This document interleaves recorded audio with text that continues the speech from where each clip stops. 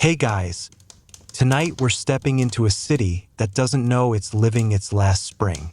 You can almost smell the salt off the Marmara Sea drifting in through narrow stone streets, where old fig trees lean over crumbling walls and gossip in the wind.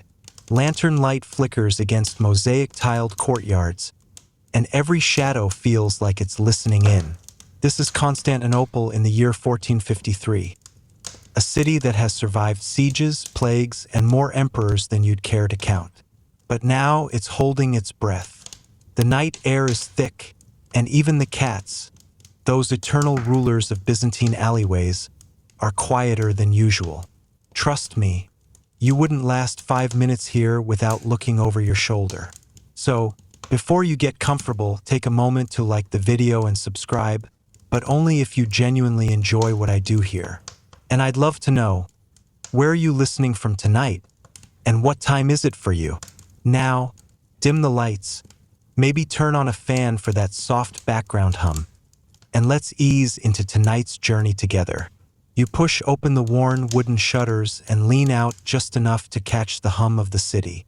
The Sea of Marmara is a black mirror beyond the walls, dotted with the faint glow of anchored ships, some friendly, some not.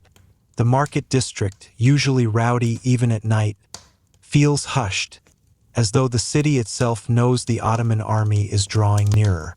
You hear a baker in the next courtyard cursing quietly over dough that won't rise. Grain has been scarce for weeks, and people are already whispering about rationing. The city's heartbeat is slower, but every thud is heavier, like it knows the next days will weigh centuries. Far off, near the Theodosian walls, the sentries swap stories to keep their minds sharp. Half of them grim, half of them so absurd you'd think they were trying to ward off the siege with bad humor alone. One man swears he saw the ghost of Emperor Justinian walking the battlements, nodding approvingly at their readiness. Another laughs that Justinian probably just wanted to check if they've oiled the hinges. You catch yourself smirking because even now, humans will find ways to make fear a little less sharp. The truth is, the walls themselves almost seem to breathe. Massive, ancient, layered with history and repairs, they've seen siege engines come and go, seen the Crusaders storm through and still stand. But there's something different this time. This isn't a passing raid. This is a storm forming over months, and you can feel the first drops already falling, even though the sky is clear. Down in the harbor, the great chain across the Golden Horn glints under moonlight, each link the size of your torso. It's a comfort and a warning, one barrier left to keep the sea safe, and one reminder that if it fails, the city's heart will be exposed. You hear footsteps behind you, soft, careful, the kind that come from someone who's learned not to draw attention. It's an old neighbor, a man who's been here longer than most of the walls have been patched. He mutters about the Emperor's council meeting in secret, about the Genoese mercenaries who drink too much and brag about their pay, about the way everyone's pretending this will end like all the other sieges. But his eyes say he doesn't believe it.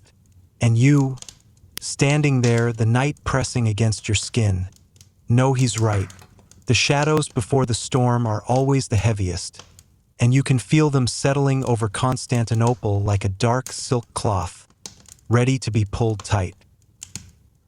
You linger by the shutters longer than you should, the cool night air sliding over your arms as the city exhales a breath it's been holding since sunset. Somewhere beyond the walls, the hills are alive with the faint glow of campfires. Too many to count. They twinkle in the darkness like constellations fallen to earth, each one a reminder that the Ottoman host is not just near, it's waiting. And patience in a siege is a weapon. The Theodosian walls rise in the distance, pale stone ghosted in moonlight. They're more than fortifications, they're storytellers. Each crack and patchwork block a line from an epic poem carved over 1,000 years. You can almost imagine them inhaling with the city, bracing themselves for what's to come. At this hour, the sentries pace with lanterns swinging low, their footsteps tapping out a slow rhythm on worn stone. Sometimes the wind catches a snatch of conversation. Complaints about sore feet, jokes about bad rations, murmured prayers to saints whose feast days passed centuries ago. Byzantine masons built the walls with a triple layer: the outer wall, the moat, and the massive inner wall that's thick enough to swallow a cart sideways. It's said that if you pressed your ear against the stone long enough, you could hear the echoes of past sieges: Normans, Bulgars, Crusaders, each leaving their scars. And perhaps, if you listened closely, the stones might whisper advice.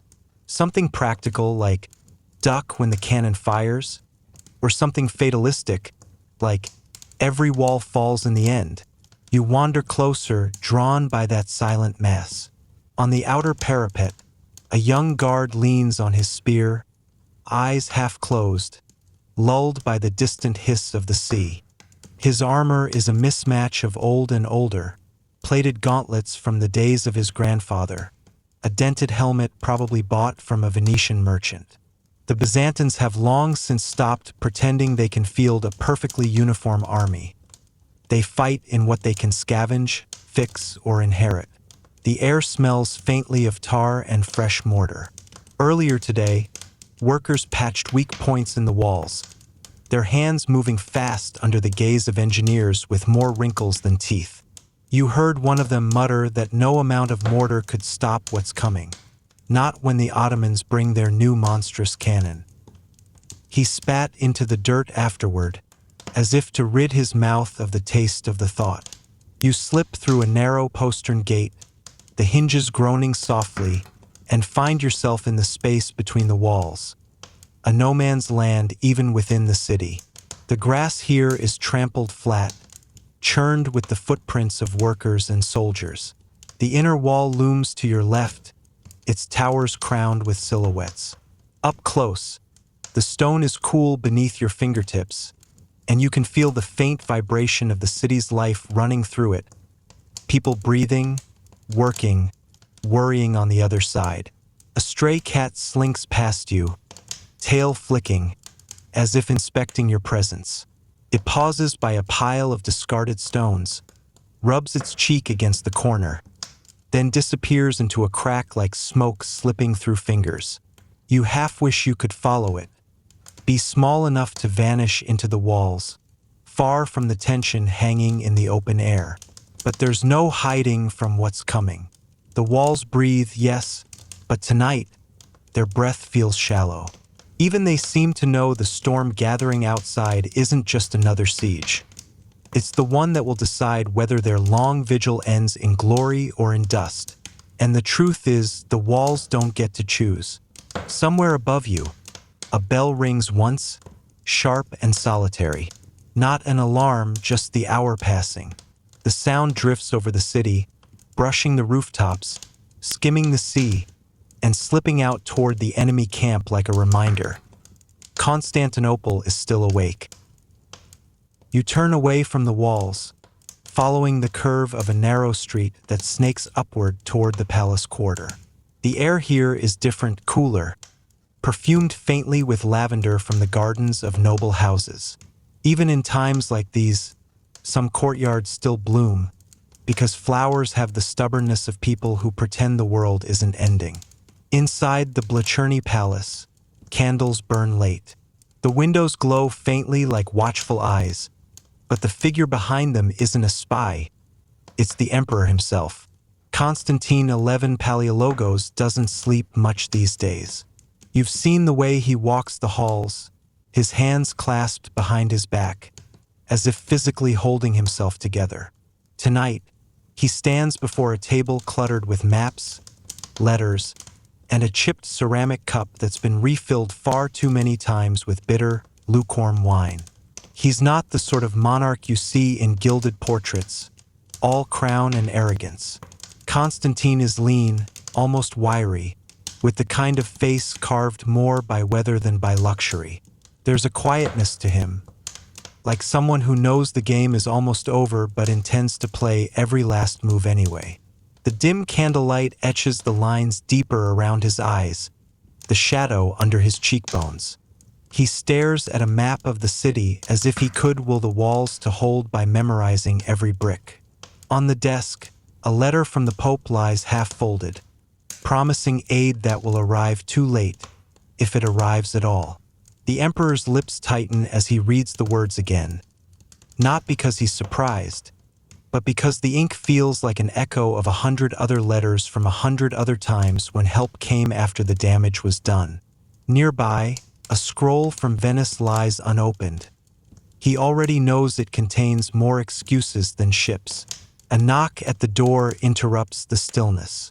Giovanni Giustiniani, the Genoese commander, steps in. His armor clinks softly in the dim chamber, the smell of oiled steel trailing behind him. Giustiniani is a man built for sieges, broad shoulders, steady eyes, and the stubborn conviction that walls are meant to be defended to the last stone. He leans over the table, tracing a finger along the northern defenses. "They'll test the walls here first," he says, his accent wrapping around the Greek like rope. "Then they'll bring the cannon to the gate of St. Romanus. That's where they want to break you." Constantine doesn't flinch. "Then we'll make them pay for every step." The two men stand there in silence for a moment, their shadows stretching long across the maps. Outside, a breeze rattles the shutters, and you can almost hear the muffled sound of the city's pulse. Distant footsteps, a clink of armor, a whispered prayer. Somewhere in the palace kitchens, someone drops a ladle, and the metallic ring startles you more than it should.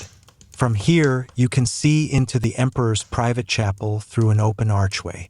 It's small, humble, smelling of beeswax and old incense. A single icon of the Theotokos watches over the room, her gaze soft but unyielding. You imagine Constantine slipping in there after Giustiniani leaves, kneeling on the worn cushion, speaking in the kind of low, urgent voice you only use when you know no one else can fix what's coming. The emperor's sleepless nights aren't just filled with strategy. They're haunted by ghosts, not the kind that rattle chains, but the quieter ones. The memory of emperors past, the weight of a 1,000-year-old empire resting on shoulders that have grown tired. And yet, he doesn't look defeated. If anything, he seems like a man sharpening himself, readying to be the last blade drawn in Byzantium's name.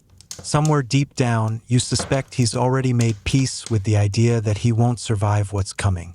But you can tell, he's determined to make sure the city remembers how he fought, long after the last dawn breaks over its walls. By morning, the hush over the city has thinned, replaced by the low, restless murmur of the markets. You wander down toward the Misi, Constantinople's main artery, where the stones underfoot are polished smooth from centuries of carts, sandals, and hooves.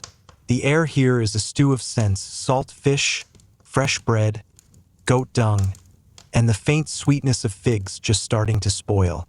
Merchants are already out, their stalls patched with canvas and mismatched boards, each one a little island of noise.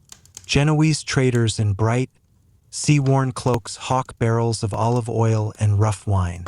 Greek fishmongers shout prices in voices that could carry over a storm. A few Armenians with faces carved deep by wind stand silent beside piles of dried fruit, letting their goods speak for themselves. But beneath the bartering, the laughter, the clatter of scales, there's another current, thin, sharp, and constant. Whispers, the kind that ripple from one ear to another, gathering weight like snow rolling downhill. They say the Sultans brought a cannon the size of a ship. They say the Hungarians built it for him, for gold thicker than your arm.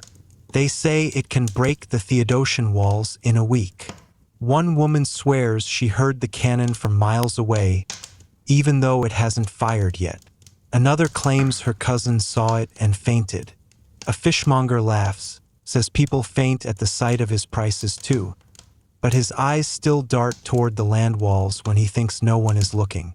In a corner, near the shade of a crumbling colonnade, A group of children play with a loop of rope, leaping over it in rhythm. Their giggles rise above the hum, bright and stubborn.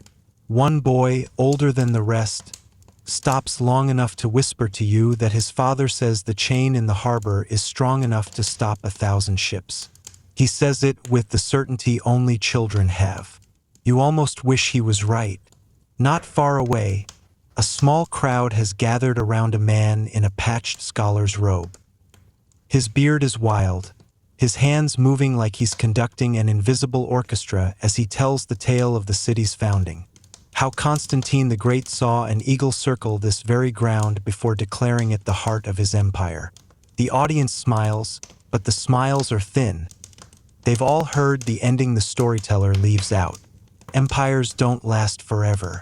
Behind you, two Genoese mercenaries argue over payment, their words sloshing between Italian and Greek. One of them insists the emperor will double their gold if they hold the harbor. The other mutters that dead men don't spend gold. The argument ends with a shrug and the opening of a wine flask, because sometimes that's the only way to win. A baker you know presses a small loaf into your hands. Flat, dry, barely more than flour and salt. "While I can still make it," she says, her eyes flicking toward the north. Her voice is casual, but her hands grip yours too tightly. You weave deeper into the market, feeling the city's pulse here more than anywhere. The stalls, the shouts, the smells. This is the heart that's kept Constantinople alive through famine, siege, and plague. But today, the beat is irregular. Too many eyes glance toward the gates. Too many voices trail off mid-sentence, as if listening for something in the distance. And maybe you hear it too. Not the roar of cannon, not yet, but the faint, almost imagined rumble of the earth. The kind that makes you wonder if the storm outside the walls is already pressing against the stones. You follow the smell of brine and tar down toward the harbor, where the city meets the Sea of Marmara in a slow, shallow sigh. The morning light glints on the water in broken shards, each wave carrying the faint creak of moored ships. Here, the air is sharper, salted enough to sting your lips, and every surface, rope, plank, stone, is touched with a thin sheen of sea mist. The harbor gates rise ahead, squat and stubborn, their timbers banded with rust-darkened iron. They aren't just doors. They're the city's throat, swallowing and spitting out trade, soldiers, and hope in equal measure. A dozen guards stand watch, their spears tipped toward the water, eyes scanning the horizon like hawks. Even in peacetime, the sea is both friend and enemy. In a siege, it's more often the latter. Beyond the gates, the famous chain across the Golden Horn gleams faintly in the morning sun. Each link is thick as a man's thigh, slick with oil to keep it from seizing. It stretches from the base of the Genoese tower at Galata to the seawall of the city, a barrier as much psychological as physical. Merchants whisper that it's unbreakable. Sailors mutter that everything breaks eventually. The truth, as usual, sits somewhere in between, though right now the city needs the illusion of invincibility more than the reality. Near the docks, a knot of sailors gathers around a barrel, sharing the kind of breakfast that comes from the bottom of a sack: stale bread, salted fish, and wine so sour it makes your eyes water.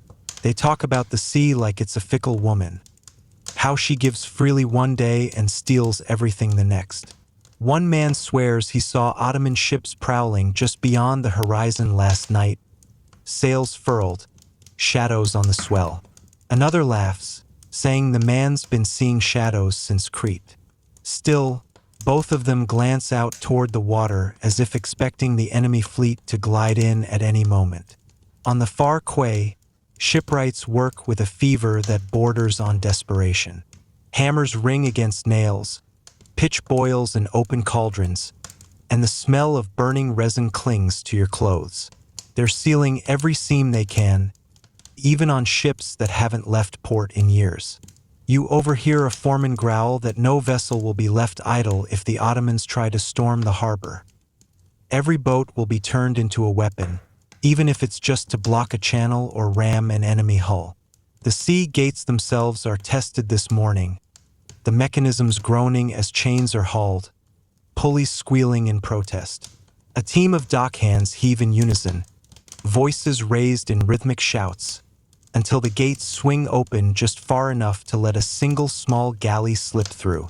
The vessel's oars bite into the water, and for a moment you can almost pretend it's just another day, another merchant run. But the cargo isn't figs or oil. It's barrels of powder and crates of bolts for the city's crossbows.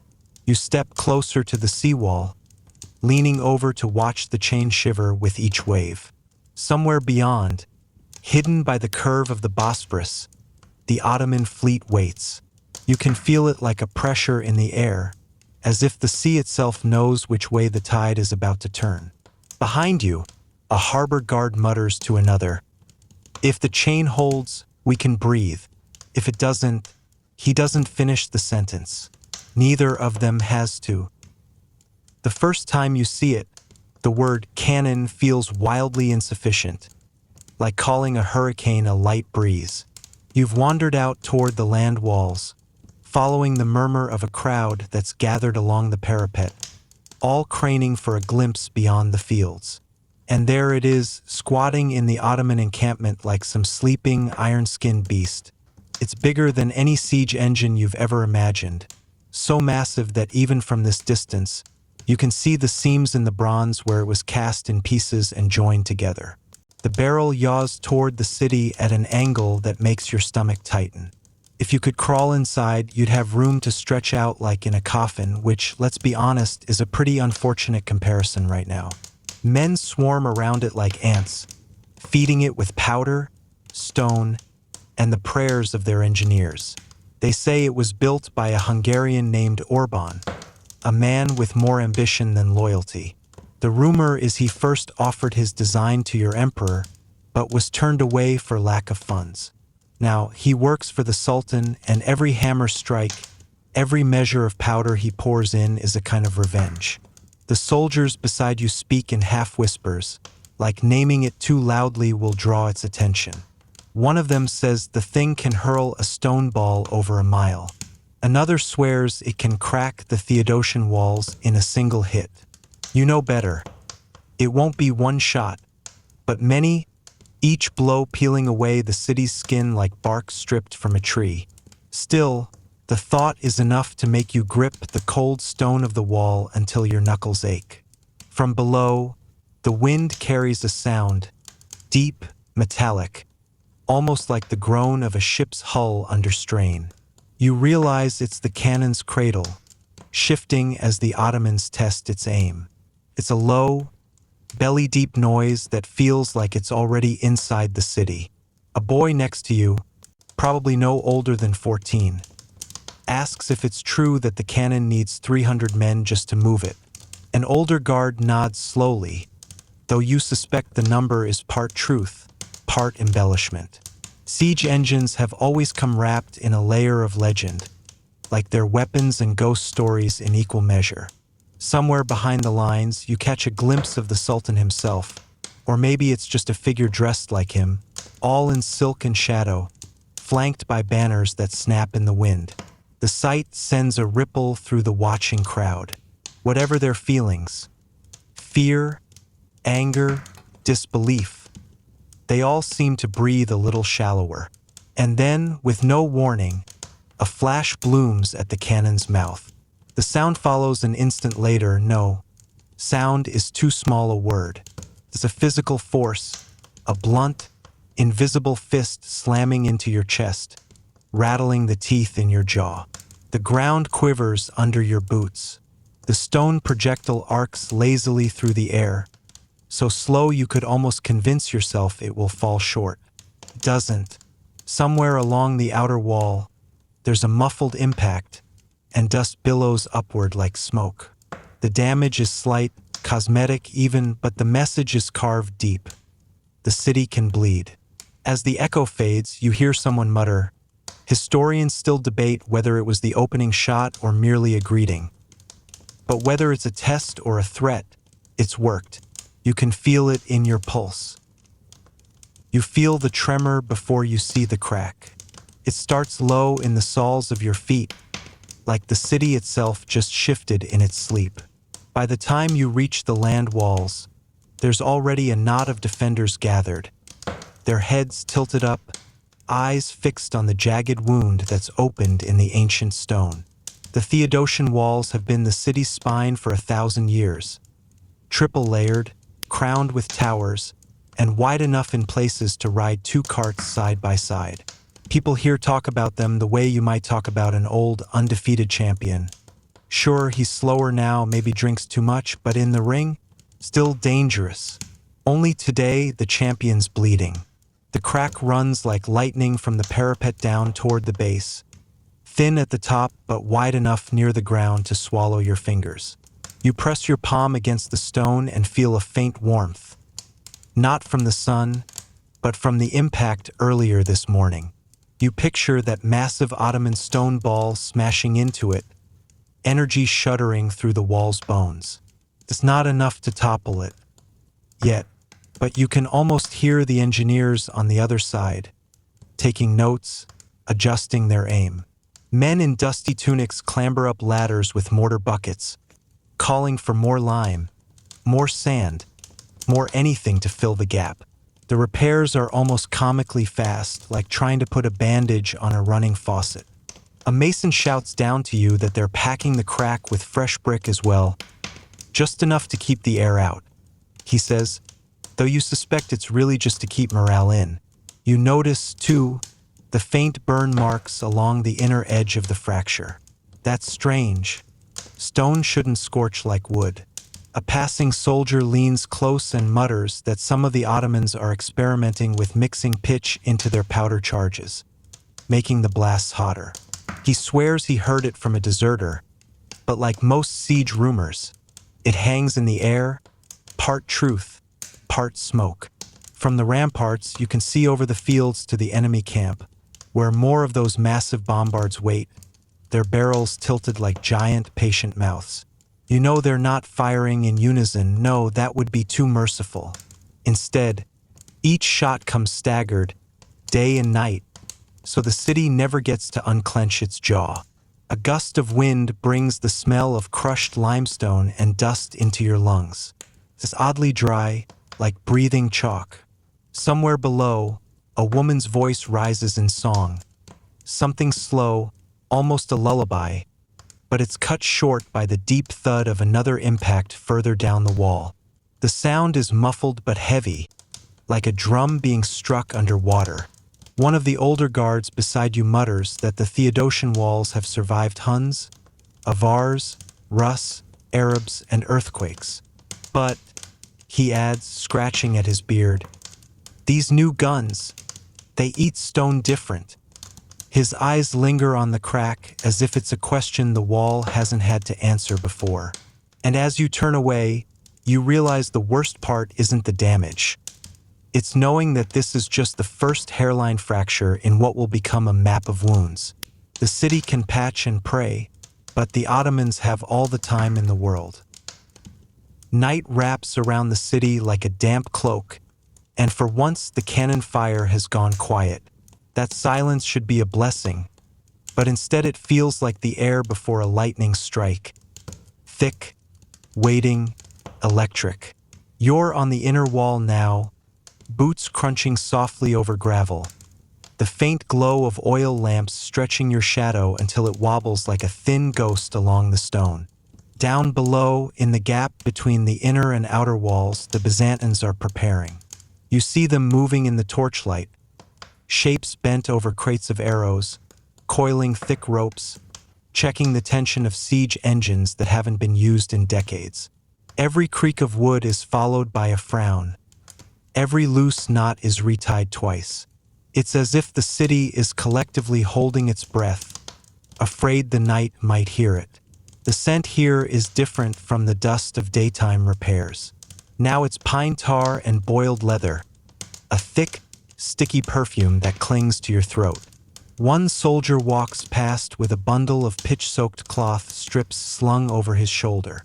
They'll be wrapped around arrowheads for the fire volleys.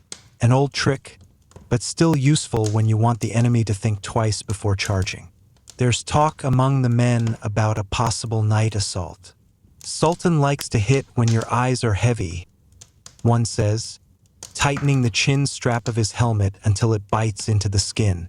Another laughs, but it's too short, too tight, like a man whistling past a graveyard. In a shadowed corner, you spot a pair of teenagers, barely old enough to shave, handing out jugs of water and bread rounds. One of them presses a piece into your palm and tells you to eat while you can. His fingers are cold, but his eyes are bright, like someone trying to memorize every face tonight in case they don't see it again. A captain passes, muttering orders, archers to the west gate, pike lines on the outer walk, extra oil for the cauldrons above the sally ports. His voice is steady, but his pace is quick. He knows that if the Ottomans come, they won't do it with one neat wave. They'll send shadows first. Scouts, rope ladders, men with knives and no armor. Somewhere to your left, a bowstring twangs. A quick, sharp sound, followed by the muffled thud of an arrow hitting wood.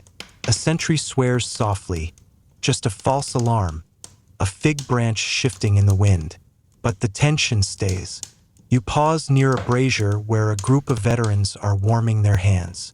One of them is telling a story about the Varangians who once guarded these walls. Tall men from far-off lands with axes as long as your arm.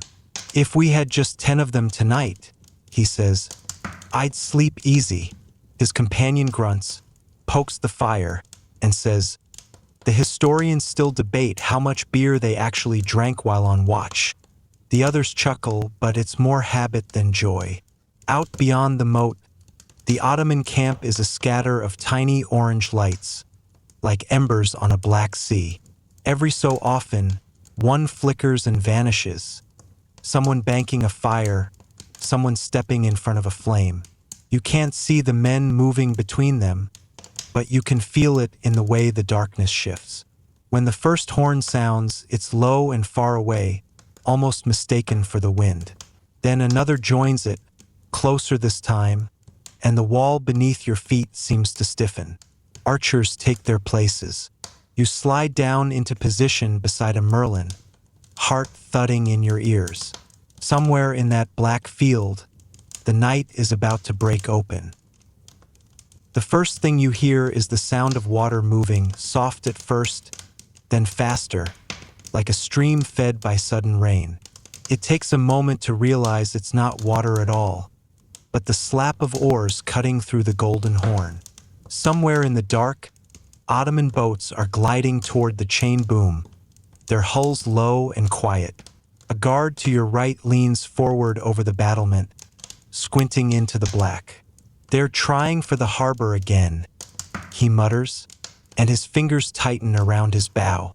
You can't see the enemy faces yet, just the faintest ripples catching stray moonlight, but the movement is steady, deliberate. Then comes the answering sound from the land walls, a sharp, shrill whistle, and the defenders snap into motion. Runners dash along the parapet, their sandals slapping stone, passing the call from tower to tower.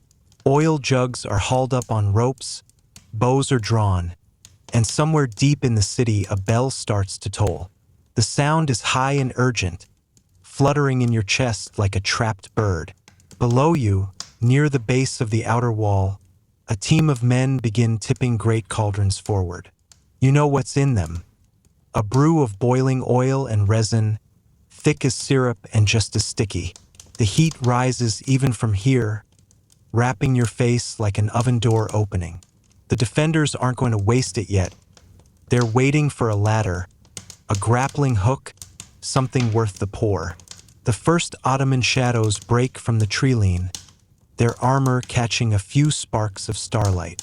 They're fast, hunched low, carrying long poles wrapped in cloth, torches in waiting. Behind them, more shapes fan out, shields raised. You hear the deep thud of a drum far back in their lines, a rhythm so slow it feels like a heartbeat. The Byzantines answer with a hiss of arrows. The first volley arcs high, vanishing into the dark before returning with the dull, meat thump of impact. A few short cries rise from below, then the sound of ladders scraping against stone. You lean over just enough to glimpse hands, dirty, gloved, calloused, gripping the rungs. One soldier beside you, a wiry man with a nose like a hawk's beak, lights the end of a cloth-wrapped arrow from the brazier.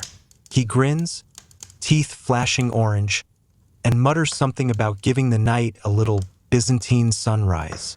His shot sails down, hits a ladder, and in an instant it's a torch itself. The climbers drop away, some into the moat, some into each other. But the assault isn't just at your section. Farther along the wall, you hear shouting, different cadence, higher urgency, and then the unmistakable ring of steel on steel. You can't see it, but you know what it means. A group made it over. Rope ladders, maybe, or a sally from a breach in the outer defenses. The fight is no longer just vertical. It's in the narrow stone corridors of the wall walk. A horn blares again, closer this time, and a burst of torches flares in the Ottoman line. You notice something strange. One cluster of attackers is carrying small, round shields studded with what looks like wet clay. At first it makes no sense, until the veteran to your left mutters that some Ottoman sappers coat their shields in damp earth to resist fire arrows. He adds, as if discussing a kitchen recipe, "The clash is messy and close. You can smell the iron in the air now, sharp and metallic, mingling with the smoke of burning ladders. Someone behind you is shouting for more arrows. Someone else is dragging a wounded man back toward the tower stairs, his leg bending wrong at the knee. By the time the third horn sounds, the attackers are already pulling back, melting into the dark as quickly as they came. The defenders don't cheer, they know better. This wasn't a real attempt to take the wall. It was a probe, a test of your reflexes, your weak points, your stamina in the dead hours. And as the last ripples fade from the harbor, you realize the silence has returned. But it's heavier now, weighted with the knowledge that the night belongs to them as much as to you. Morning comes not with sunlight, but with the hollow clang of a hammer striking bronze. 1, 2, 3, so slow it's almost mocking.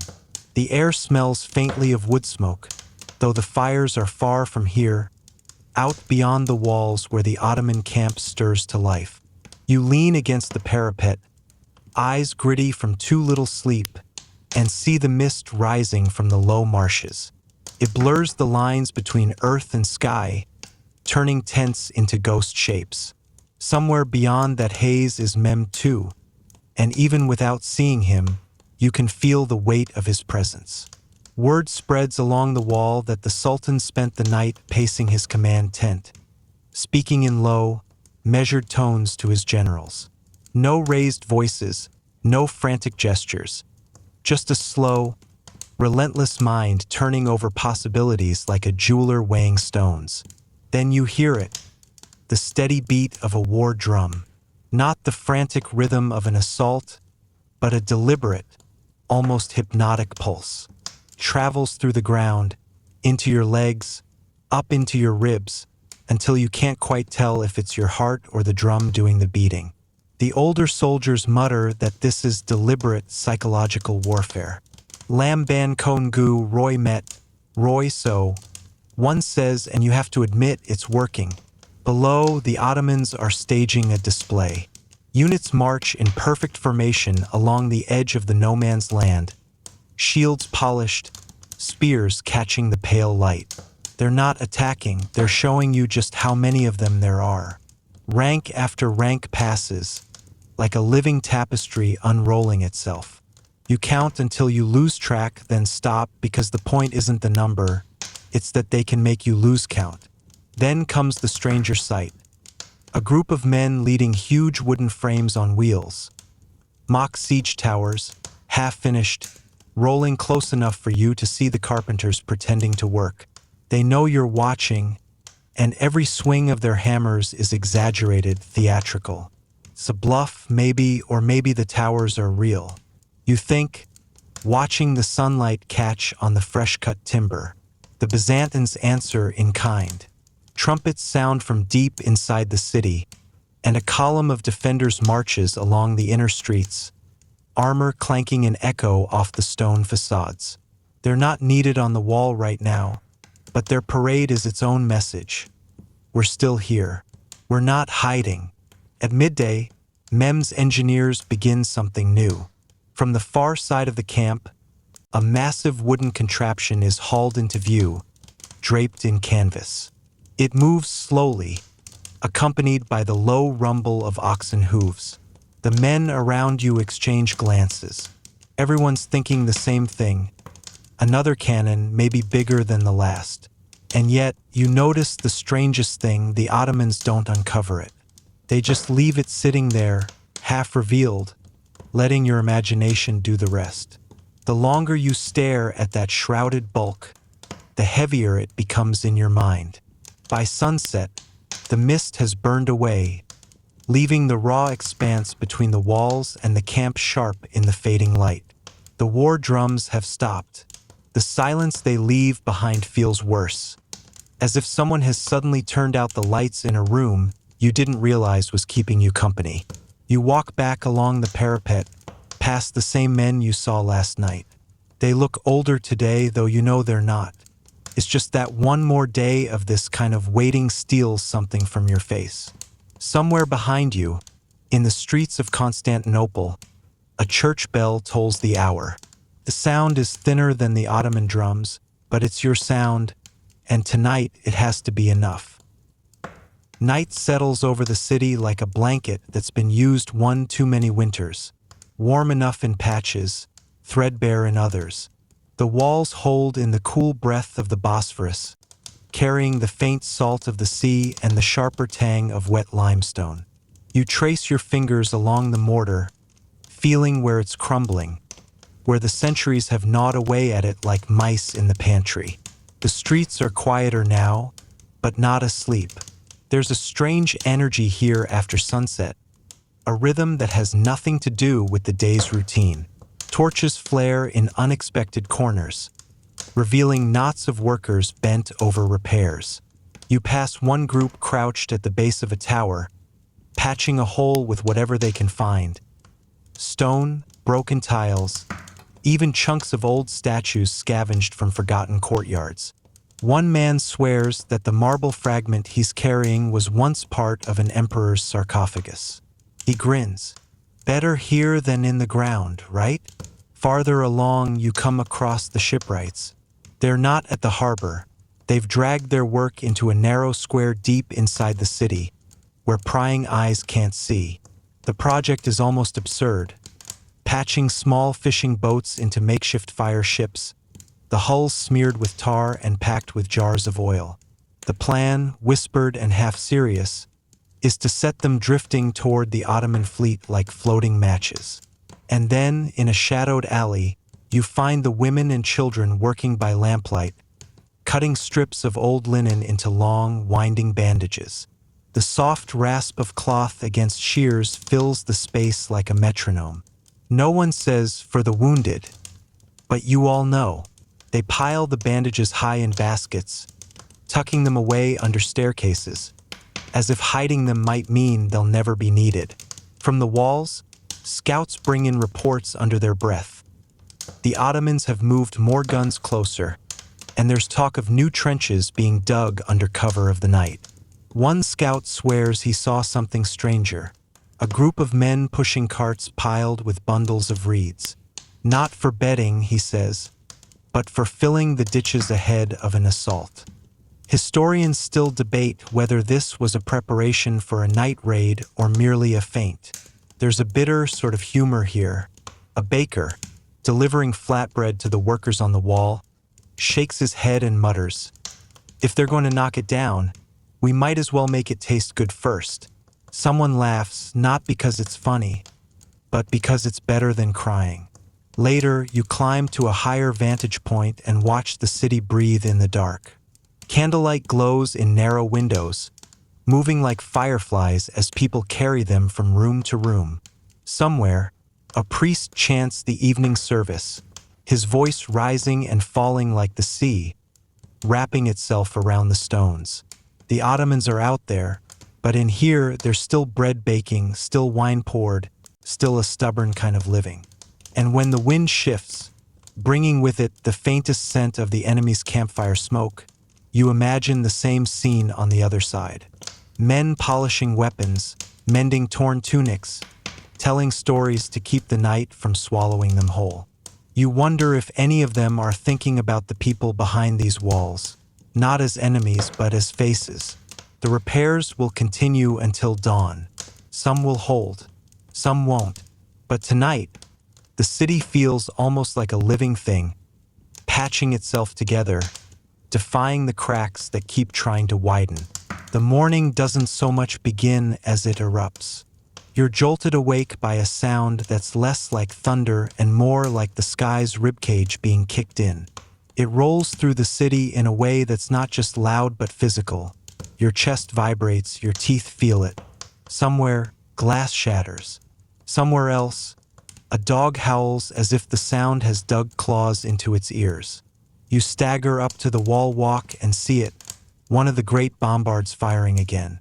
Even from here, across the churned-up earth of no man's land, you can see the way the barrel blooms smoke, white and thick, curling upward before the wind tears it apart. The stone ball is invisible in flight, but you feel its arrival. A percussive shock against the wall, followed by a spray of chips and dust that sting your cheeks. The Theodosian walls, for all their glory, aren't invincible to this kind of punishment. The outer layer takes the brunt, a chunk the size of a horse's head knocked loose and tumbling into the moat. Men scramble to replace it, shouting over the next detonation. You can smell the powder from here, sharp, bitter, almost metallic, carried in the wind from the enemy lines. And then comes something odd. Between the great booms, you hear smaller cracks, like someone snapping thick branches.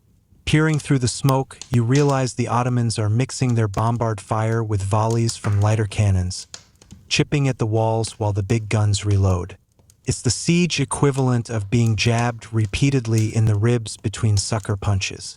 A boy, barely old enough to be called a squire, rushes past you with a basket of wet hides, slapping them against a section of wall where sparks have caught on the wooden hoarding.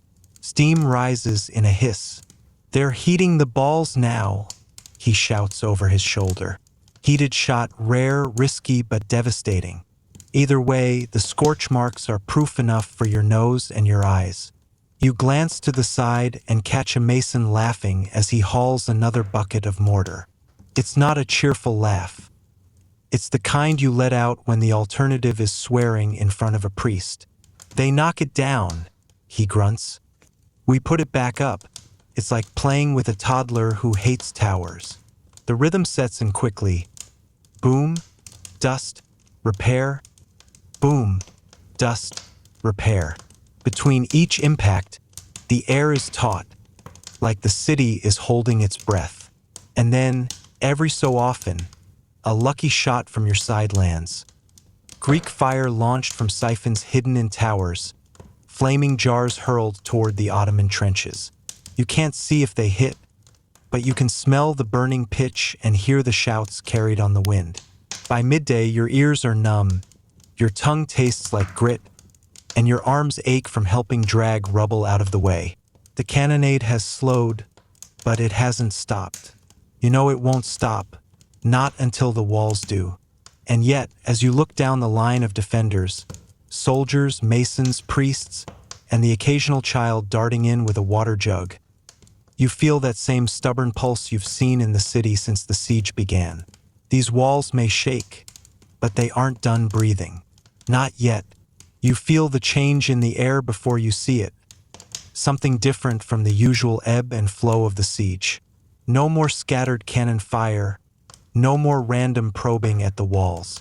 Instead, there's a hum, a collective tightening. The Ottomans are gathering.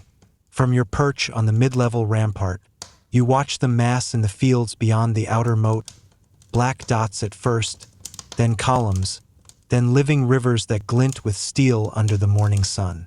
The banners ripple, green, red, and gold, catching the breeze like predators sniffing the wind. Somewhere in the distance, a drum starts, then another, then 50. The rhythm is slow, deliberate, the kind that creeps into your pulse until you can't tell if it's the enemy's beat or your own heart. Men shout along the walls, passing word like a lit fuse. Assault coming. Full line. Brace. You feel yourself moving without thinking, hauling a crate of javelins toward a crenel, fingers already chalky with lime dust. Archers check bowstrings, crossbowmen crank their windlasses, and from somewhere up the tower, you hear the hiss of a siphon being primed for Greek fire. The first surge comes not from the ground but from the sky, a cloud of arrows that rises like a dark tide and falls with a sound like rain on a wooden roof. They're not aimed to kill, not yet. They're meant to make you duck. And as soon as heads dip, the real wave begins. Men pouring across planks thrown over the outer ditch, shields overhead, pikes jutting forward. You hear the thud of ladders slamming against the outer wall, the metallic clink of grappling hooks biting into stone. The defenders beside you hurl down stones the size of pumpkins, logs shod with iron spikes, and clay jars that burst into flames on contact. The smell of burning pitch is so thick it coats your teeth. Below, the attackers are relentless. When one ladder falls, another takes its place. Some wear padded coats soaked in brine, hoping to ward off fire. Others carry heavy mantlets that roll forward like mobile doors. It's ingenious and infuriating. You spot something stranger still. A knot of soldiers in the middle distance, pushing what looks like a low, wheeled shed toward the base of the wall. A mantlet? A covered ram? No. It's an abatis burner, piled high with brush and kindling, meant to be lit and shoved against the fortifications. The goal isn't to break the wall, but to fill the air with choking smoke, driving defenders back. Somehow, between the chaos, you notice a boy, maybe 12, darting along the parapet with a water skin, offering gulps to anyone who'll take it. He's grinning like this is all some street game. You think of telling him to get down, but then another ladder comes up, and you're shoving it back with 2 other men, your boots sliding on the stone. The attack lasts less than an hour, but it feels like you've lived a lifetime in it. When the horns sound the retreat, the field below is littered with broken ladders, bent pikes, and the twisted forms of the fallen. The air is thick with smoke and the low groans of the wounded, both friend and foe. The defenders don't cheer, not out loud. You've learned by now that in a siege, victory is never final. It's just a pause in the inevitable. You'd think the city would get a moment to breathe after an assault like that. But night has a way of turning the siege into something meaner. The day's adrenaline fades, leaving the ache in your shoulders and the grit in your eyes. And that's exactly when the Ottomans start their next trick. It begins with silence, not the peaceful kind, but the kind that makes you realize you've been hearing noise all day without noticing. No shouts, no drums, no clatter of work from the enemy camp. Even the gulls seem to have found somewhere else to be. The quiet is so complete you almost miss the first low boom out by the water. Then another, then 3 in a row. You catch the faint glow of firelight beyond the harbor chain. Ottoman ships, out of range, firing toward the sea walls. The cannonballs don't even need to hit anything important. It's the sound that matters. Each shot rolls across the water, echoing off the walls until you can't tell where it came from. That's when the land guns join in. Not in a volley, but one after another, at irregular intervals, like someone knocking on every door in the city just to see who's awake. The sound is a blunt punch to the ribs, the air pressure enough to make the lantern beside you flicker. Somewhere down the street, a window shatters, not from impact, but from the concussion. You and a few others are sent along the ramparts with orders to keep watch, which feels a lot like stand here and hope nothing explodes near you. The wall stones are cold under your palms now, damp with the night air, and every so often you feel them tremble with each distant hit. On one stretch, you pass a group of priests standing in a doorway, chanting under their breath. One of them has his hands pressed to the stone like he's blessing it, or maybe just asking it to hold together. A young archer leans toward you and murmurs that some say the chanting really does help, that the vibrations can steady the wall. He says it with such seriousness you almost believe him. The strangest thing comes about halfway through your watch. You're looking toward the enemy lines when you see brief flashes of light. Not the flare of a cannon, but smaller, more fleeting. You squint, and it hits you, they're signaling. Across the darkness, little blinks of flame hop from point to point, like fireflies in military formation. Some historians still debate whether those signals were coordinating the fire between the ships and the land guns, or just relaying morale across the Ottoman camp. Whatever they were, it's unsettling to watch your enemy's camp speak to itself in the dark, knowing you can't answer back. The bombardment goes on until the small hours, never heavy enough to break the walls outright, but perfectly timed to keep the whole city from sleeping. You know it's working because when the last shot fades, you don't feel relief, you feel the sharp, twitchy edge of exhaustion, and you know tomorrow you'll be slower. Somewhere behind you, a rooster crows too early, fooled by the constant firelight. You almost laugh, but it comes out as a sigh. In sieges, even the animals lose track of time. You hear the rush of water before you see it, a sound out of place in the midnight stale air of a siege. At first you think it's just runoff from last night's drizzle. But no, this is heavier, insistent, and it's coming from the direction of the Lycus Valley. When you get there, the torchlight catches a scene that makes your stomach drop. A section of the moat has turned into a swirling, chocolate-colored torrent. The water isn't supposed to be moving like that. It's supposed to sit, still and fetid, a barrier no sane soldier would slog through under arrow fire. But something upstream has given way, and now it's eating at the banks, carrying chunks of earth away with each greedy pull. Men are already shouting, hauling sandbags and planks, trying to slow the breach. The mud grabs at your boots as you wade in to help, and within 2 steps, it's like wrestling with warm bread dough. Every bag you set down sinks halfway before you can pat it into place. It doesn't take long to see the problem.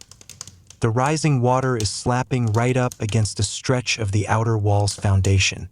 Not enough to topple it, not yet. But if the moat widens here, ladders will have a much easier time finding purchase. Worse still, the far bank is now a slope rather than a drop, perfect for an enemy charge. Some claim the flood is pure bad luck, the result of spring rains and neglected drainage. Others, grim-faced masons with mortar still on their hands, mutter about sabotage. One even swears he saw a small team of Ottoman sappers retreating toward their lines just before the water came. Historians still debate whether this was Mehmet's stratagem or merely a natural disaster, but in your mind, that changes nothing. The water is still here, and it won't wait for you to finish your investigation before it recedes. The work is brutal. Buckets, shovels, whatever you can carry. It all feels too small for the scale of the problem. The moon hides behind a bank of clouds, making the scene a jumble of shadowy shapes and torch glare. Someone slips, goes down in the mud, and emerges looking like a creature dredged from a swamp, teeth flashing in a curse before he grabs another sandbag. Halfway through the night, the enemy realizes what's happening. You hear the first thunk of an arrow in the timber pile, then another. Soon it's a steady hiss, the Ottomans taking shots in the dark, not to hit you, though they'd happily do that, but to make you duck, to slow the work. One arrow schemes past your ear close enough to make it ring. You drop into the mud for cover, then crawl to the next gap to dump your load. By dawn, The flow has slowed but not stopped. The banks are patched with a crazy quilt of sandbags, brush, and even bits of furniture ripped from nearby houses. You're coated in mud from the knees down, and the smell will haunt you longer than the bruise on your shoulder from a wayward timber. When you finally stagger back inside the walls, a fellow defender hands you a chunk of stale bread and says, "Well, at least we made them work harder for it." You're too tired to laugh, but in a siege, sometimes that's the closest you get to winning. It's just after midday when the rumor starts to curl through the city like smoke. You catch fragments in the marketplace, voices dropped low, glances darting toward the nearest tower. By the time you're summoned to the inner wall, the whispers have sharpened into something more precise, and worse. Someone's gone over. Not just anyone. A name you know. A name most of the city knows. You spot the commander's face before you hear the details, and that's all you need to confirm it's bad. His jaw is tight enough to crack teeth. A runner mutters the rest into your ear. A senior engineer, one who'd been overseeing repairs near the gate of St. Romanus, vanished during the last shift change. And according to scouts, he didn't vanish far. From the battlements, you can just make out movement in the Ottoman camp. There's no mistaking him now. That particular way he walks, the set of his shoulders. He's being led toward Mehmet's main tent. No bonds, no weapon at his back. He's not a prisoner. The air around you seems to thicken. Everyone here knows what that man carried in his head. Measurements of the walls, details of the cannon damage, weak spots in the repairs. You imagine him sketching the outlines in the dirt for an Ottoman officer, tracing with his finger exactly where to aim next. The thought makes your stomach roll. Some try to explain it away. Maybe he was captured on patrol and broken under threat. Others, more cynical, recall his debts, the quiet arguments he'd had with the treasury clerks. There's even one outlandish theory that he's playing double agent, feeding Mehmet false plans. Historians still debate whether reverse spies truly existed in Constantinople, but seeing the generals clench their fists, you knew no one dared to stake their trust on that gamble. That night, the bombardment changes. It's subtle at first, shots that land closer to sections previously untested, sequences of fire that seem almost choreographed. Then a direct hit cracks a tower you walked past just hours earlier, sending a puff of stone dust into the air like a held breath released. No one says it out loud, but you feel the same silent conclusion ripple through the ranks. He told them, "You're put on a rotating watch with others to monitor for more defections." It's an odd, sour duty, peering as much at your own people as at the enemy beyond the walls. Every shadow moving toward the gates tightens your chest. You never thought you'd be afraid of the backs of your comrades. In the quiet before dawn, you catch yourself scanning the far camp again, looking for him. A ridiculous, useless instinct. What would you even do if you saw him? Wave? Shout? No, you'd just stand here, hands cold on the stone, wondering how someone could walk away from the city you're breaking yourself to protect. By sunrise, a fresh barrage is hammering the same stretch of wall, the one you know he worked on. The timbers shudder under the blows, and the dust stings your eyes. Somewhere out there, you imagine him watching the smoke rise, maybe even smiling. You hate that you can't stop imagining it. It starts with the drums. Not the usual scattered thumps that echo from the Ottoman lines when they're shifting formations, but a deep, rolling thunder that feels like it's coming up through the stone beneath your feet. The sound swells, layered with horns and the occasional sharp clash of cymbals, and soon the air is trembling like the inside of a vast, living chest. You climb to the top of the nearest tower for a better look, and your breath catches. The plain beyond the walls has turned into a sea of movement, thousands of soldiers shifting into perfect lines, their armor winking like sequins under the late afternoon sun. This isn't an attack. Not yet. This is theater. Mehmet's tent has been pulled forward, a glittering pavilion of silk and gold thread. He rides out from it on a black stallion, the horse's mane braided with tiny bells that chime with each step. Behind him trail banners so tall they sway like the masts of ships, each one a burst of color that cuts against the dusty earth. From your perch, you can feel the choreography of it. Siege towers rolled just close enough to be visible, great cannons paraded past as if to remind you they're still here, still hungry. Archers let fly a few arrows, pointless at this range, just to watch them arc against the sky. The whole thing is an exhibition, a flex. The men around you mutter, some cursing, others going very quiet. You can't look away.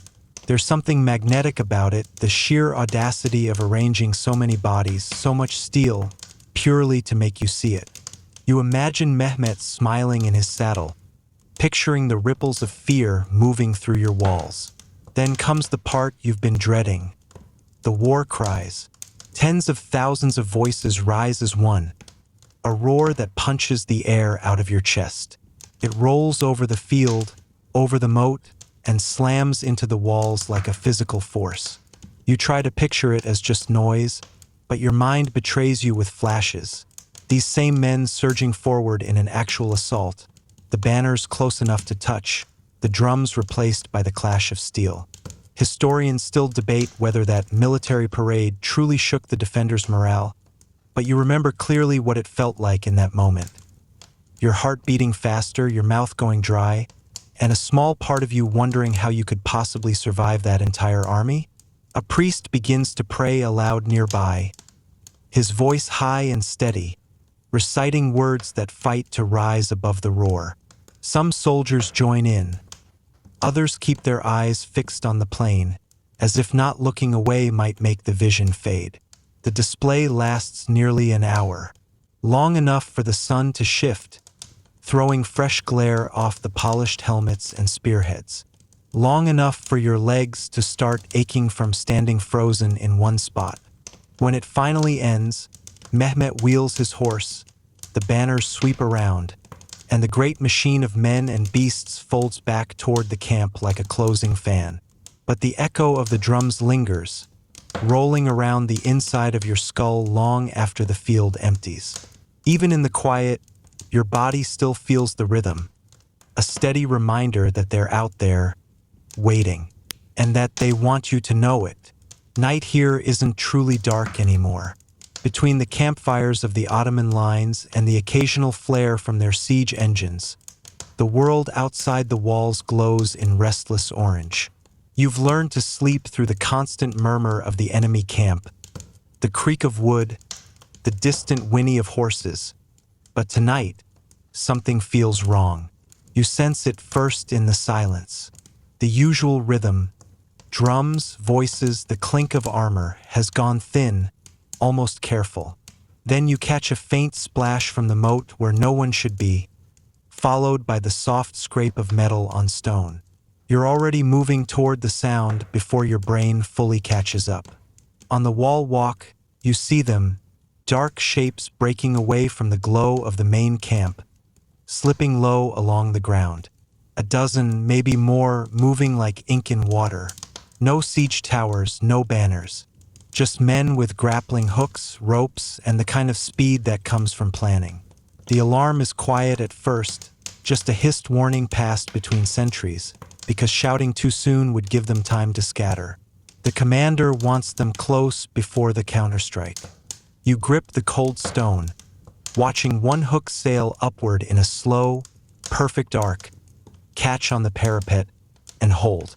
The Ottomans climb fast, too fast. By the time you draw your sword, the first helmet is cresting the wall, eyes flashing in the torchlight. Steel rings out, and suddenly the whole section of battlements erupts in motion. Boots pounding, blades clashing, men shouting names and curses. You catch one attacker's arm as he swings up, his gauntlet slick with something, oil maybe or sweat, and shove him backward into the dark.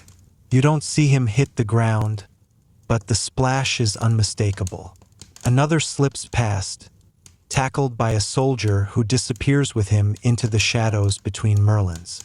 The fight here is too close for archers. Every blow lands within arm's reach.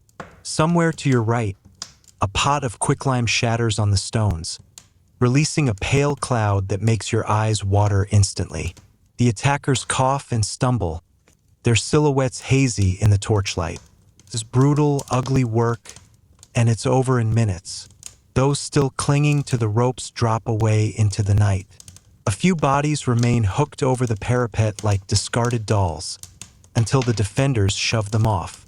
Historians still debate whether this was a tactical experiment to probe for weaknesses in the night watch or merely a band of desperate men hunting for glory. But when you looked down at the abandoned grappling hook and rope, you felt certain that someone out there was memorizing every stretch of wall, every reaction of the guards. After the commotion fades, you and the others are left breathing hard in the damp night air. The torches cast long shadows on the blood-slick stones. Somewhere below, the enemy's campfire glow flickers again, as if nothing happened. But you know better. The quiet is the kind that follows a test, one you pass this time, but that will come again. Maybe louder, maybe bigger, maybe when you're too tired to notice the silence.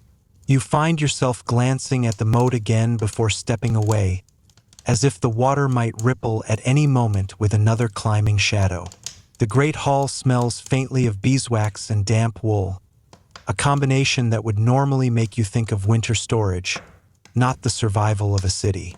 But here you are, squeezed in among officers, clerics, and a scattering of foreign captains, watching the emperor's candlelit face as he listens to yet another speech about ships that may, or may not, exist. The Genoese envoy, tall and narrow as a mast, insists that reinforcements are imminent. You've heard that word so many times now it's starting to sound like a brand name for a mediocre wine. He gestures toward the west, as though the Adriatic itself might hear him and send sails fluttering into view. His assurances come with plenty of conditions. Favorable winds, cooperative currents, no sudden Ottoman surprises. You try not to laugh. No sudden surprises went out the window about 3 weeks ago. On the other side of the hall, a Venetian trader leans in to speak, his rings winking in the candlelight. He reminds everyone, in a tone both helpful and slightly smug, that Venice has interests in the eastern trade routes and will not abandon Constantinople. Of course, he doesn't mention that Venetian ships are currently scattered from Crete to the Black Sea, and that gathering them would take weeks, maybe months. The emperor listens, nodding occasionally, his face unreadable. You wonder if he's keeping a mental ledger of who's promising what and how much of it is actually possible. One of the Greek admirals whispers near you that the Venetians and Genoese can barely agree on what day it is, let alone coordinate a relief fleet. Historians still debate whether there truly was a unified plan among the Italian city-states at this time, or if it was all merely promises made to save face. A clerk unfurls a crude map, showing where the Ottomans' chain across the Golden Horn keeps friendly ships from entering. Fingers point, arguments flare. The Genoese suggest a breakout with the city's few remaining galleys. Swift, daring, a statement of resolve. The Byzantines counter that those ships are better kept in port, where at least they look like they're guarding something. You notice the emperor's gaze drifting now and then toward the high, narrow windows. Beyond them, the night is just beginning, and with it, another round of bombardment. Each distant thud seems to underline the fact that reinforcements, promised or not, are not here. Still, when the meeting breaks, there's a strange kind of energy in the air, a clinging to the idea that maybe, just maybe, sails will appear on the horizon. You walk out into the courtyard, the chill biting at your fingers, and catch yourself scanning the strip of Black Sea visible between rooftops. Empty, of course. But in this city, you've learned that hope doesn't have to be realistic to be useful. Sometimes it's just another kind of armor. The night air tastes like metal and ash, the kind that clings to your tongue long after you've swallowed. You stand in the half-dark of the inner gate, surrounded by men who are trying their best to look fearless. Armor creaks softly, boots scuff stone. Someone coughs into a gloved hand. Ahead, the portcullis waits, its shadowy teeth dripping with condensation, ready to lift just enough to let a very bad idea slip through. It's simple on paper. Slip out, set fire to the biggest Ottoman siege engines, and be back before they know what hit them. Of course, paper doesn't have to deal with dogs, patrols, or the inconvenient fact that fire tends to light up the person holding it. The captains keep their voices low, reminding everyone to move fast, keep close, and don't stop for souvenirs. You check your own torch, oil-soaked rag bound to a stick, and the tiny clay flask of pitch tied to your belt. Both feel heavier than they should. The gate lifts, slow as a yawn, and the first group darts into the cool night. You follow, slipping past the outer wall into the no man's land that smells faintly of trampled grass and last week's rain. The Ottomans' lines are a dark horizon, broken by the hulking shapes of trebuchets and the skeletal frames of unfinished towers. First, it's almost too easy. The nearest engine, a massive wooden frame taller than 3 men, sits quiet, guarded only by a pair of dozing sentries whose helmets gleam faintly in the moonlight. You and another soldier move in, silent as you can, the torch's faint glow masked by your body. The first hiss of fire meeting tarred wood is startlingly loud, followed by a whoosh as flames leap upward like they've been waiting all week for this. Shouts break out instantly. Somewhere to your left, another group's target catches, painting the ground in orange flicker. Arrows whistle past, most too high, some too close. You duck behind the burning frame, the heat searing your cheek, before breaking into a run toward the agreed retreat point. Then comes the sound you didn't want to hear, hoofbeats. Ottoman cavalry, riding hard from the camp. You push harder, lungs burning, your legs screaming at you. One man ahead trips on a broken stake and goes down, but 2 others haul him up before the riders close in. By the time you crash back through the lifted portcullis, your heart feels like it's trying to escape your chest. Behind you, the flames are still licking the night sky, defiant and bright. It won't stop the siege. Not even close, but it will cost them time and timber. And historians still debate whether this was a shrewd move to weaken the enemy or merely a reckless gambit that wasted lives. Inside, the men laugh too loudly, their relief making them giddy. Someone claps you on the back hard enough to rattle your teeth. The smell of smoke follows you all the way to the barracks, where you lie down knowing the Ottomans will be angrier tomorrow, but also just a little slower. The morning starts with a sound you feel more than hear, like a drumbeat under the earth, slow and deep enough to make the flagstones shiver beneath your boots. You're halfway through tearing a hunk of stale bread when the next one hits, rattling the clay mug in your hand. For a heartbeat, the city goes still. Then comes the third, and everyone knows. The big ones have started. You rush toward the outer wall, weaving through narrow streets where shutters slam closed as you pass. The air smells faintly of cold iron, but already a sharper scent rides on the breeze, burnt powder. Climbing the wall's inner steps, you hear the deep, mechanical groan of something being wound into place, followed by a crew's shouted cadence in a language you don't understand. Then you see it. Out beyond the Ottoman lines, framed against the pale dawn, stands the monster. A bombard so massive it looks less like a cannon and more like a piece of fortress someone decided to point at you. Its barrel, bronze, studded with heavy rings, rests on a timber bed wide as a cart road. You can almost feel the weight of it pressing into the ground. 24 men swarm around it, loading stone shot the size of oxen. The first impact comes seconds later. You watch the stone arc lazily, impossibly slow, until it meets the wall with a sound like the cracking of the world. Masonry bursts outward in a spray of dust and broken rock. Men cough, cover their eyes, shout orders over the ringing in their ears. The Ottomans keep firing, their cadence steady, load, prime, fire, each shot battering the same section until it begins to sag like a bruise. Historians still debate whether these giant cannons were truly effective or merely psychological tools meant to intimidate the defenders. But up here, where the wall itself groans under the assault, there's nothing theoretical about it. Between firings, you catch sight of the teams laboring to cool the bombard's barrel with buckets of water, steam curling in the cold air. Even at this distance, you can smell the scorched metal. The Byzantines respond with their own smaller cannons and crossbows, but the scale feels mismatched, like throwing pebbles at a siege tower. You stay at your post, eyes stinging from dust, counting the seconds between shots. After the fifth impact, a section of wall gives way, spilling stone into the ditch below. Cheers rise from the Ottoman lines. Groans ripple along yours. Crews rush in with timber and rubble, patching the wound as best they can before the next round slams home.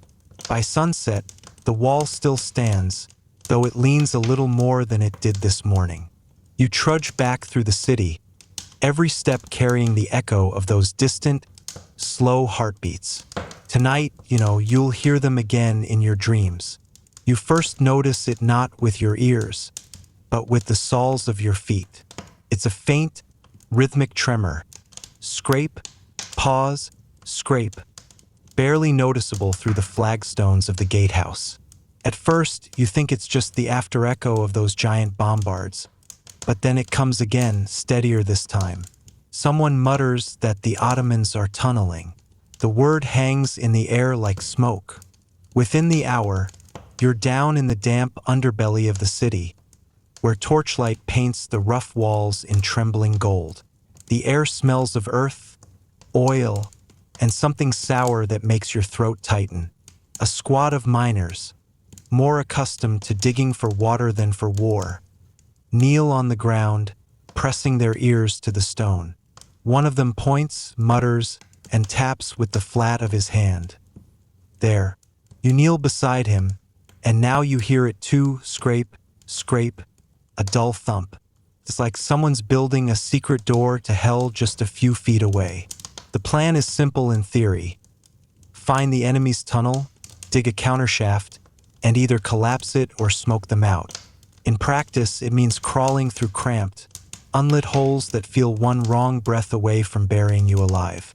The miners start hacking into the wall with picks and short-handled hammers, every blow sending a shiver through your teeth. Clods of damp soil rain down your neck, cold and sticky. As you work, you imagine the Ottoman sappers on the other side, doing the same thing. Faces slick with sweat, knives at their belts, ready to burst through the moment the last barrier gives way. Hours pass in a blur of dirt and darkness. You sip water that tastes faintly of clay. Torches hiss and gutter in the stale air. Someone swears softly when the sound from the other side stops, then starts again, louder, closer. By now, the space between you can't be more than the length of a barrel. When the wall finally caves, it's not with a crash, but a slow crumble, soil shifting in a way that makes your heart lurch. There's no face waiting in the gap, though. Instead, you see the black, yawning stretch of their tunnel, supported by crude timber frames. Smoke pots are lit, acrid clouds rolling down the shaft to drive them back. You think about following, charging in with sword in hand, but the heat and fumes are already making your head swim. Later, when you crawl out into the night air, the ground under the walls feels quieter. But it's the kind of quiet you don't trust, like the pause before someone answers a question you don't want to hear. Historians still debate whether these efforts truly slowed the Ottoman advance or were merely a desperate holding action against a wall of fate that was steadily collapsing. You go to bed that night with soil still under your nails, and the phantom sound of digging following you into uneasy dreams. It starts with smaller loaves. You notice it one morning when the baker hands you bread that fits in your palm instead of your forearm. The crust is pale, the inside dense, and it smells faintly of barley, cheaper grain, stretched to make the wheat last. You chew slowly, because swallowing too fast would be admitting you're already hungry for more. By midday, the gossip has hardened into fact. The storerooms are thinning. Ships have been cut off for weeks, and every donkey cart that tries to bring supplies through the land walls turns back under a hail of Ottoman arrows. The fishing boats that once dotted the Golden Horn now rock idly at anchor, their crews grounded by blockades and watchful galleys. You wander the market anyway, because habit dies harder than hope. Stalls that once overflowed with figs, cheese, and fat olives now hold sad little pyramids of onions or a few shriveled apples. A woman sells thin stew from a cauldron, ladling it out like liquid gold. It smells of herbs but tastes mostly of hot water. A child tries to barter for a turnip with a single copper coin, his eyes darting toward the empty baskets as if they might suddenly refill. Up in the towers, the guards swap their jokes for stories about old famines, half in warning, half to remind each other that cities have starved before and still stood. But as night falls, you hear your stomach complain louder than the cannons. The Ottomans aren't just wearing down the walls. They're wearing down the will to fight, one missed meal at a time. Some say the emperor has ordered the rationing to preserve the army. Others claim the monasteries hide secret caches for the faithful. Historians still debate whether the stockpiles were truly sufficient to last until relief arrived or merely an illusion meant to keep up the people's morale. In the meantime, you find yourself counting your steps in the street, as if moving slower might make you need less to eat. That night, you lie awake listening to your own hunger, feeling it hollow you out like a craftsman shaping a drum. And you can't help but think, maybe that's what the Ottomans are doing too, one quiet, calculated day at a time. The air feels different tonight. Maybe it's the wind shifting in from the Bosphorus. Maybe it's the way the moon ducks in and out of ragged clouds, throwing the city walls into fleeting shadow. You catch yourself leaning over the battlement longer than usual, scanning the Ottoman camp. Their fires look looser, scattered, and you can almost believe the siege is napping. Almost. Then the whisper moves along the wall. Now. You don't know who says it first, maybe a captain, maybe just some soldier tired of waiting, but suddenly you're moving. Men pass quietly along the battlements, hauling bundles of arrows, small barrels of pitch and coils of rope. The gate near the Blacherny quarter creaks open just enough for a column to slip through, their steps muffled by wrapped sandals. You're among them before you have time to think about what that really means. Outside, the night is all damp grass and the faint smell of wood smoke. You keep low, every breath loud in your own ears. The target is simple. Hit the forward siege works, burn what you can, and get out before they can rally. The Ottomans have pushed their trenches dangerously close these past days. Tonight you mean to remind them that distance can be lost as quickly as gained. You reach the first palisade without a sound. A guard stirs in the shadows, then slumps silently when struck with a club. Torches flare. First one, then 10, and suddenly the sky is streaked with sparks. Siege ladders topple. Frames for the great bombards collapse in splinters. Someone tips a barrel of pitch into a trench and lights it. The fire races like a living thing, snapping at the heels of startled soldiers. For a brief, wild moment, you're everywhere, shouting, swinging, tripping over half-buried tools. You can see the fear ripple through the Ottoman lines as they scramble to form ranks in the dark. But then the counter-shouts rise, and the arrows start to fall like sudden rain. One slams into the earth inches from your foot. That's the signal to vanish. The retreat is chaos, but somehow organized. Men grabbing the wounded under the arms, ducking back toward the gates while the defenders on the walls cover you with a storm of arrows. You slam into the city's embrace, the gates clanging shut just as a volley of shafts rattles harmlessly against the wood. Up on the battlements, you watch the Ottomans stamp out the fires, their silhouettes jerky in the flickering light. Historians still debate whether raids like this truly slowed the besieging army's progress or were merely a fleeting boost to the spirits of an exhausted city. But tonight, at least, the walls feel a little taller, and the hunger in your belly is replaced, if only briefly, by something warmer. The first rumble is so deep you feel it before you hear it, like someone rolling a cart across the bones of the earth. You freeze, eyes flicking to the horizon. The Ottoman camp looks unchanged at first, fires still smoldering, banners limp in the morning haze. Then you see it, a crew of men swarming around a massive, dark cylinder aimed squarely at your section of the wall.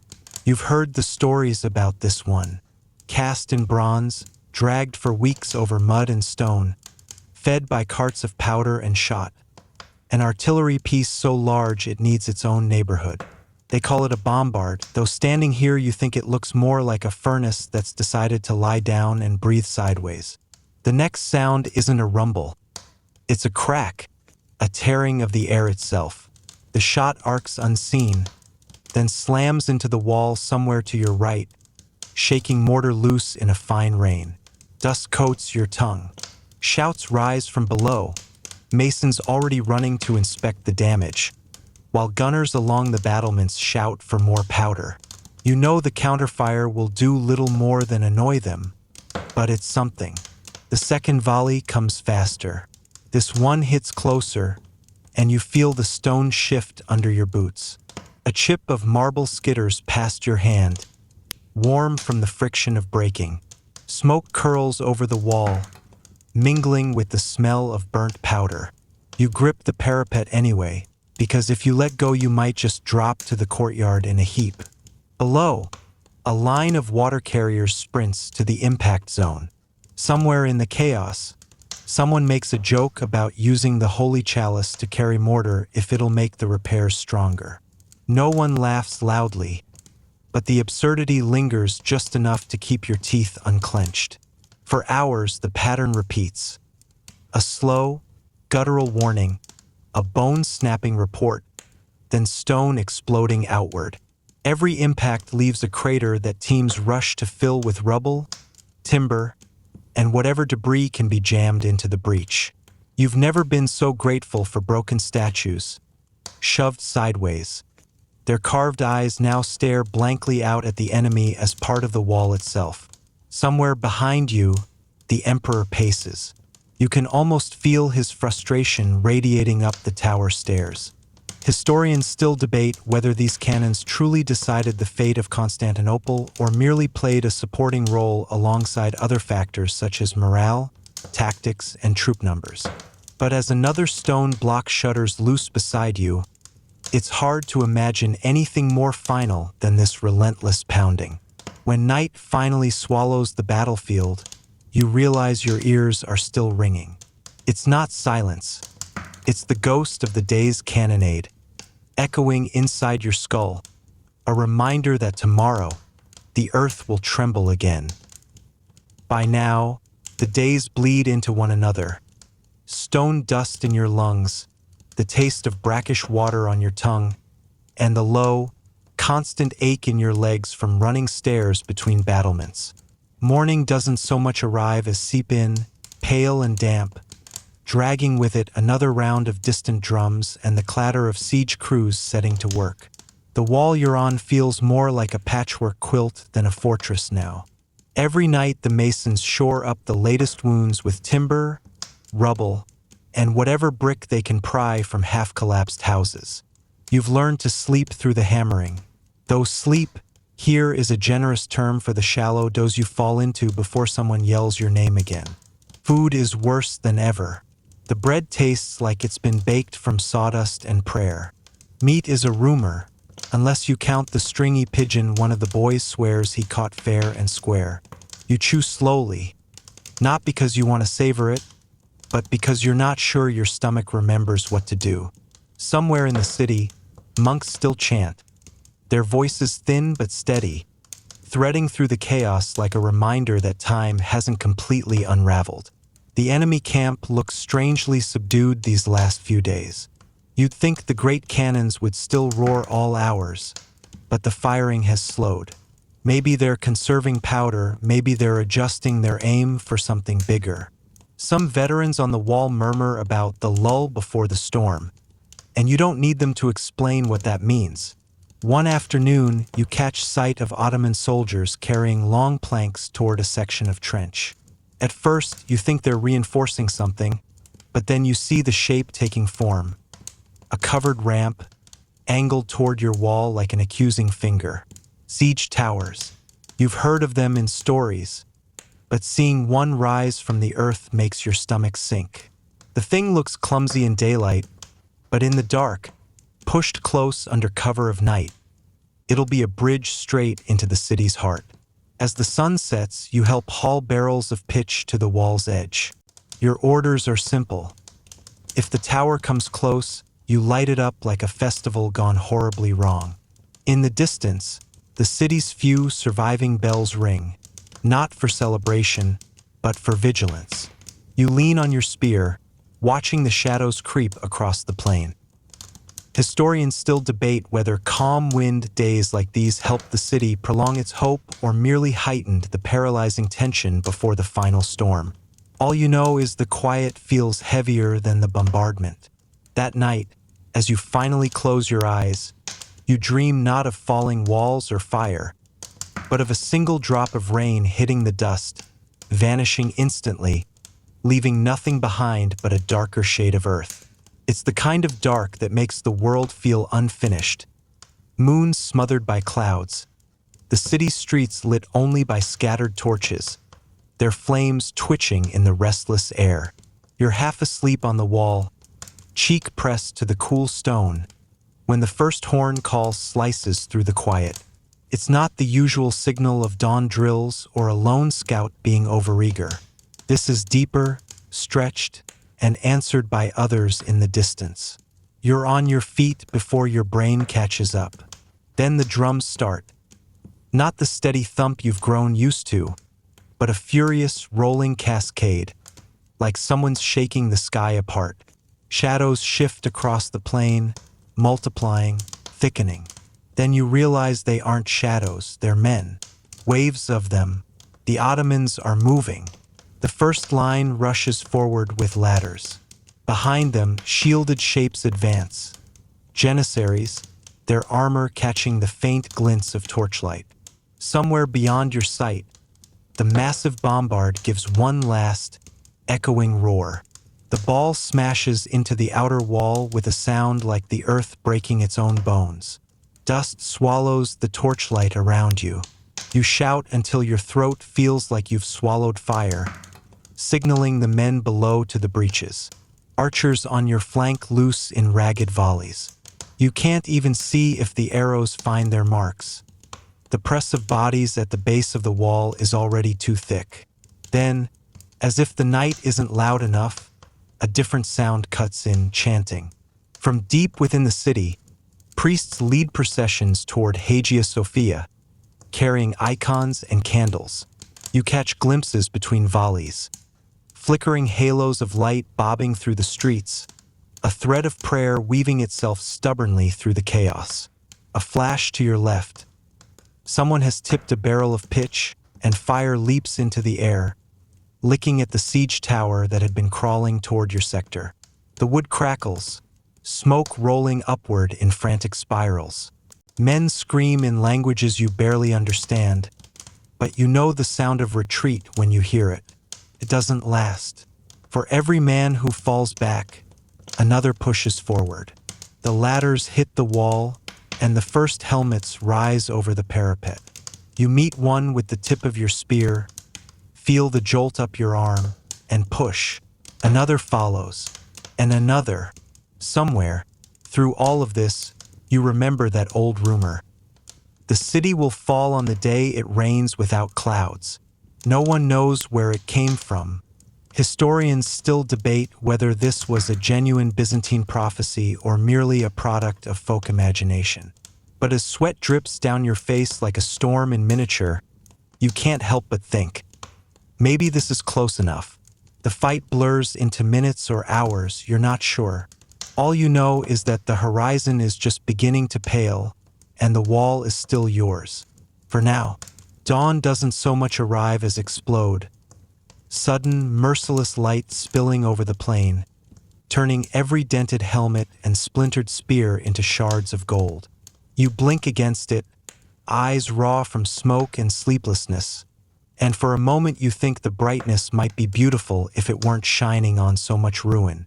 The first wave has pulled back, leaving behind a carpet of broken ladders, arrows, and the dead, friend and foe alike. But there's no time to collect anything, no moment for mourning.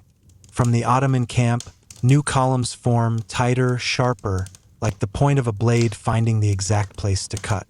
They come not just with ladders this time, but with mobile shields, heavy wooden mantlets pushed ahead to soak up arrows. Behind them, janissaries advance in perfect step, the kind of precision that makes your skin crawl. Their officers shout in clipped commands, the rhythm falling in perfect sync with the pounding drums. You trade glances with the men beside you, faces streaked with soot, eyes narrowed into slits against the glare. The order comes down to ready the Greek fire. Buckets are passed along the wall, each sloshing with that oily, impossible-to-extinguish liquid. You grip the handle of yours like it's the last drinkable water on earth. Then the cannon fire starts again, short, violent bursts, aimed not to destroy, but to distract. Dust clouds swirl, making the air taste like dry blood. In the haze, you almost miss the real push, a concentrated assault at the breach you patched just 2 nights ago. You run toward it, lungs burning, feet slipping on stone slick with God knows what. When you arrive, the scene is already chaos. The mantlets are right up against the wall, and the first hooks are latching onto the battlements. You and 2 others tip your buckets over, sending arcs of Greek fire cascading down. The effect is instant: screams, smoke, the sickening smell of burning wood and flesh. It buys you a heartbeat, maybe 2. Somewhere behind you, the bells of Hagia Sophia ring again. It's not a summons to worship. It's a cry for the city to hold, to keep breathing. And still, from the far side of the wall, you hear the unbroken chant of Ottoman voices, a steady hum that makes your bones vibrate. A stray thought drifts in, an old tavern tale about the final stand of Troy, where the defenders fought for hours after knowing the gates had been breached. Historians still debate whether Constantine XI truly believed he would be rescued at the last moment or was merely playing his role as emperor to the very end. You don't know. You only know that you can't stop because stopping isn't an option that exists anymore. By mid-morning, the sun is high, and the wall under your boots feels hot enough to blister. You wipe sweat and grit from your face, not sure if you're seeing the next wave already forming or just the blur of exhaustion. Either way, the day isn't done with you yet. It begins with a sound you've come to dread. Not the booming of the great bombard, but the grinding shriek of stone giving way. You feel it in your feet before you hear it, a low vibration crawling up through the wall. Then, without warning, a section near the Blacherney quarter slumps inward like a tired giant lowering itself to the ground. The dust is so thick it's almost solid.